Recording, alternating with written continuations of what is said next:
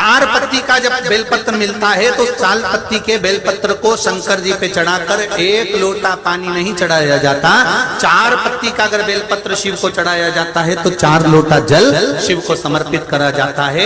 फिर उस बेलपत्र को उतार कर अशोक सुंदरी वाली जगह पर रखा जाता है। फिर वहां पर 1 आचमनी जल समर्पित करा जाता है। फिर वो 4 पत्ती के बेलपत्र को उठाकर नंदीश्वर के चरण के पास रखा जाता है। वहां 1 मूंग का दाना समर्पित करा जाता है। फिर उस बेलपत्री को लाकर घर में बरकत के रूप में रखा जाता है। तब वो लक्ष्मी बढ़ाना प्रारंभ करता है। जैसे 3 पत्ती की बेलपत्र होती है ना, तो एक 4 पत्ती की भी बेलपत्र होती है। कभी भूल से आपके हाथ में 4 पत्ती की बेलपत्र आ जाए, उसके दोनों नीचे के जो 2 भाग हैं, पत्तियां हैं, उस पे पीला चंदन का लेपन करना।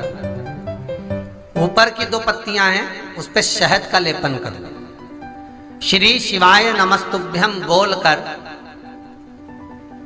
प्रदोष काल में जिस दिन बेलपत्र आपके हाथ में आ जाए 4 पत्ती की, कोई दिन ना देखे, बस प्रदोष काल में शाम का समय सूर्य अस्त होने के कुछ क्षण पहले से लेकर 1 घंटे बाद तक का जो प्रदोष काल का नियम है, उस समय पर वो पत्ती शंकर के शिवलिंग पर लगा दीजिए।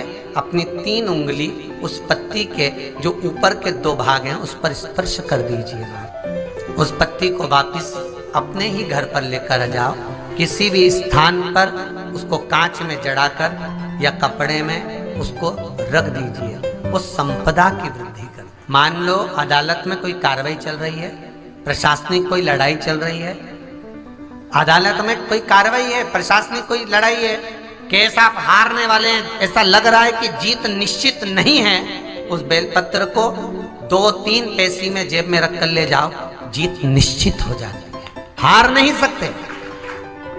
जैसे 5 पत्ती की बेलपत्र को जितना घर में रखने से फल नहीं है, उतना शमी के पेड़ के नीचे 5 पत्ती की बेलपत्र को रखकर पूजन कर कर शमी के पेड़ के नीचे ही खड्डा कर कर उसको दबा देने पर, मात्र 3 बार गंगा का जल चढ़ा देने पर सारे पूर्वजों को पिंड की जरूरत नहीं पड़ती, तर जाते हैं। उसी तरह ये बेलपत्र हमारे जीवन को सुख प्रदान करता है। 6 पत्ती का बेलपत्र मिलता है तो उसको नंदी पर पहले समर्पित कर कर फिर शिव के द्वार पर शंकर भगवान पर समर्पित किया जाता है।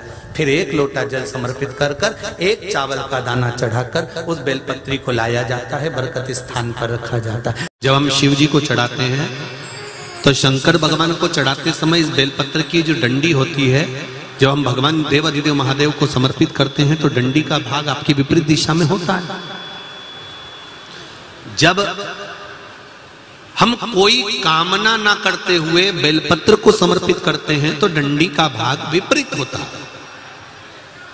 पर जब हमारी कोई कामना होती है, हम कुछ भगवान से अगर लेना चाहते हैं, मांगना चाहते हैं, भगवान से हम कुछ कहना चाहते हैं, तो ये बेलपत्री की डंडी का मुख अशोक सुंदरी की ओर हो जाता है। कहां कर देते हैं फिर इस डंडी को? जम के बोलो जरा।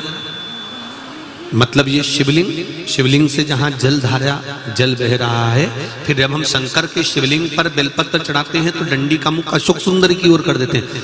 जब हमारी कोई कामना होती है तब